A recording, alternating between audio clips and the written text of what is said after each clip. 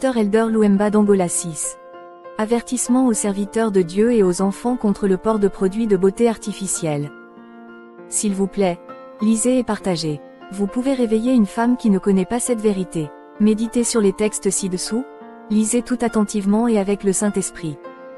J'ai eu une vision claire, dans laquelle je prêchais dans la rue avec une fille du ministère.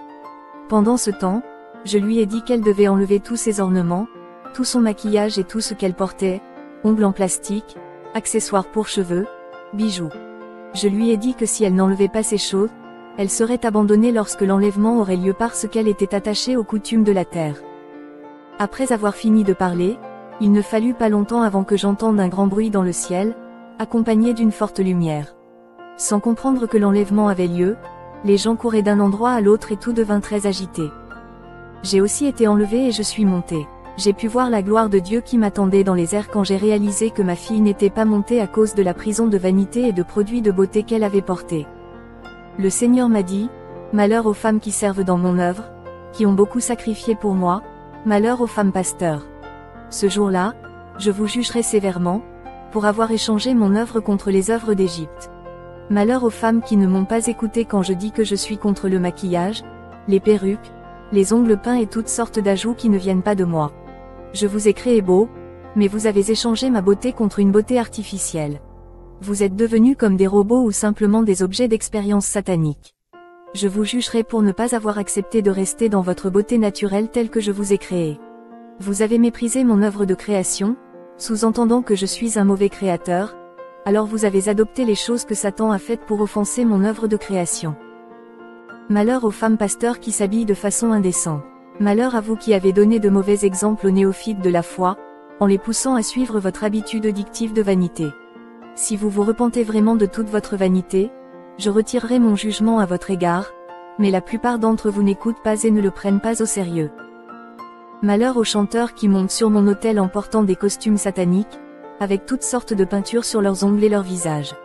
Je suis contre vous, dit le Seigneur, je suis contre vous, et je ne vous tolérerai pas dans mon royaume, car aucune œuvre satanique n'entre en ma présence.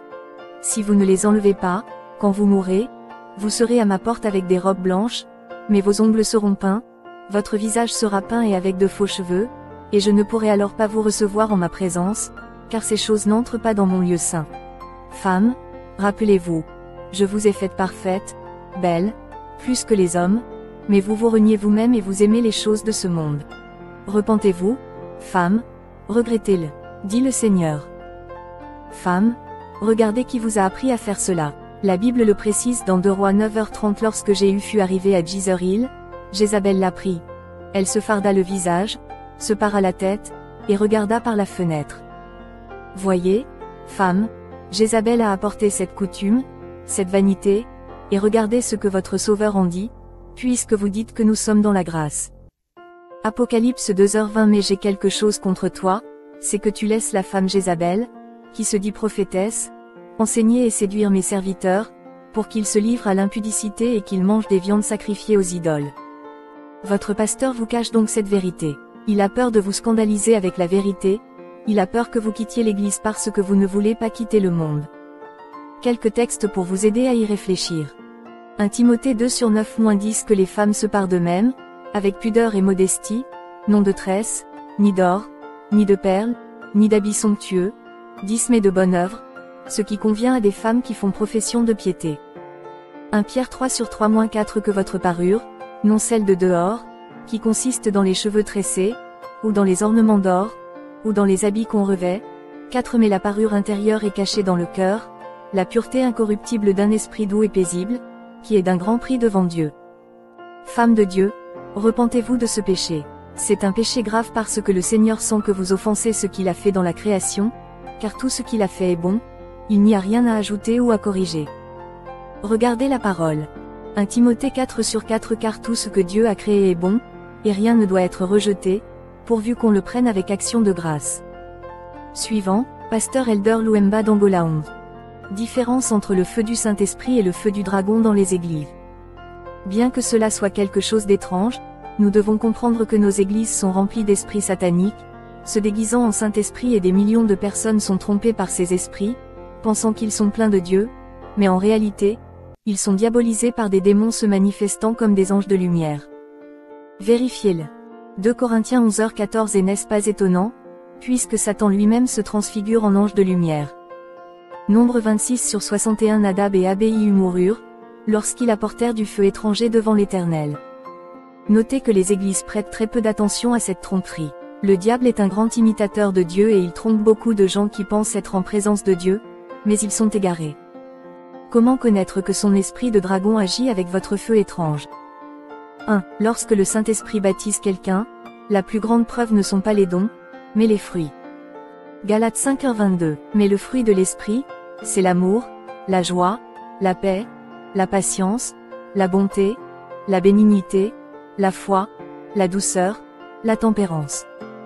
Toute personne qui prétend être remplie du Saint-Esprit et qui ne manifeste pas le fruit de l'esprit est un menteur. Oui, en tant qu'être humain, nous pouvons échouer d'une manière ou d'une autre, mais il est facile de remarquer l'esprit de tromperie chez les gens lorsqu'ils vivent de manière hypocrite et ne se repentent pas, alors qu'ils opèrent généralement dans les dons spirituels. 2. Le Saint-Esprit n'utilise pas quelqu'un qui n'exalte pas Jésus. Au lieu de cela, il parle davantage de son propre nom ou de son propre ministère. Le Saint-Esprit est venu ici sur terre pour glorifier Jésus et non le nom de quelqu'un ou de son ministère. Jean 15h26. Mais quand sera venu le Consolateur que je vous enverrai du Père, l'Esprit de vérité, qui vient du Père, il rendra témoignage de moi. Les gens exaltent beaucoup de leur ministère, pas Jésus-Christ. C'est l'un des points évidents qui montre que le Saint-Esprit n'est pas à l'œuvre, car s'il l'était, aucun homme de Dieu ne serait exalté, car Jésus sera toujours au sommet, pas un autre nom. La mission du Saint-Esprit est de nous rappeler Jésus qui est mort sur la croix, et non de l'utiliser pour promouvoir notre nom et notre gloire. C'est une véritable erreur, ce n'est pas Dieu. Comment agit l'esprit du dragon dans les églises? Cet esprit du dragon se fait passer pour le Saint-Esprit dans les églises qui n'ont aucun engagement envers la vérité. Il sait très bien comment imiter l'œuvre du Saint-Esprit de plusieurs manières. Si la personne n'a pas de discernement authentique, elle sera souvent trompée par les démons du feu. 1. Il se tient devant les autels et souffle du feu pour le dragon. Il libère le feu du dragon de sa bouche et enflamme la personne. Sur l'autel, la personne ressent le feu et est également inspirée comme si elle était utilisée par Dieu. 2. L'esprit du dragon souffle des langues de feu comme s'il s'agissait du Saint-Esprit. Les gens tombent aussi, se manifestent, tandis que d'autres démons et sirènes opèrent plusieurs faux miracles. Et cette église devient célèbre grâce à la publicité, avec une réputation croissante selon laquelle elle a une forte présence de Dieu, mais tout n'est qu'une tromperie. 3. L'esprit du dragon accompagne aussi les gens dans leur maison, les poussant à pécher et se rassurant toujours que tout va bien et entendant des esprits trompeurs lui dire « Ne t'inquiète pas, je comprends, je t'aime quand même ». Et cette personne se sentira très spéciale pour Dieu malgré son péché. Elle pense que Dieu lui parle toujours et ne la réprimande pas. Elle se sent toujours à l'aise dans les dons et accomplit plusieurs miracles. Réveille-toi, tu ne seras pas sauvé dans cette condition. Quelqu'un te trompe.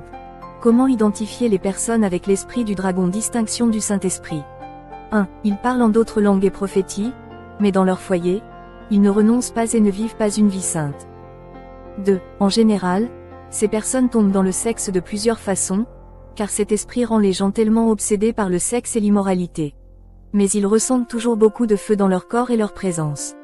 C'est différent d'un homme de Dieu qui tombe et se relève. Ceux qui vivent cette vie sans loi et volontairement sont sans remords. 3. Ils se sentent supérieurs à tous, plus loin que les autres, superbes au début, et sont tout le temps, chaque minute à l'écoute de Dieu, et le même Dieu ne réprime pas leurs péchés, ne sait que parler de la vie des autres, bénir, prophétiser et guérir, un évangile entièrement déformé de la vérité.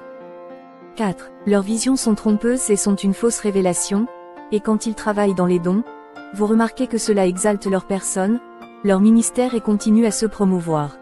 Ils font en sorte que les gens exaltent leur nom et non celui de Jésus. Comme se débarrasser de ces démons et vivre la vraie vie chrétienne. 1. Rappelez-vous que le Saint-Esprit n'utilise pas quelqu'un dans le péché de cette façon.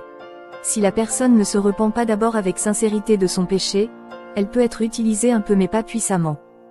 2. Souvenez-vous que la sanctification est un processus qui se poursuit à chaque instant, à chaque fois, car dès que le Saint-Esprit vous quitte à cause du péché, le dragon passe à l'action et ne vous fait sentir aucune différence. Donc, dès que vous péchez, repentez-vous rapidement pour ne pas être trompé. 3. Souvenez-vous que le Saint-Esprit n'est pas là pour vous rendre célèbre, mais pour rendre Jésus célèbre. Ainsi, lorsque vous recherchez la célébrité, le pouvoir, l'argent et l'apparence, vous montrez trop votre visage pour faire connaître aux autres ce que vous avez fait ou faites, et non pas Jésus, alors un autre esprit vous rendra célèbre mais ne vous rendra pas saint. 4. Rappelez-vous, lorsque vous recherchez de l'argent dans le ministère, que vous faites payer pour servir, le Saint-Esprit sortira de vous et vous serez démonisé. 5. Rappelez-vous que lorsque dans votre église, les gens vous exaltent beaucoup et vous voient comme puissant, vous perdrez déjà le Saint-Esprit, si vous ne vous repentez pas bientôt, car Jésus est le seul qui est mort pour nous qui mérite toute la gloire, tout le pouvoir, et non l'homme. 6. Souvenez-vous, si vous êtes dans le péché et que vous ne vous repentez pas et ne vous sanctifiez pas, vous ne saurez pas si le Saint-Esprit vous a quitté ou non. Si vous êtes seul à l'autel et dans un état de péché, automatiquement un autre démon jouera son rôle pour vous tromper. Suivant, Elder Louemba 12 confronter les pouvoirs du mal.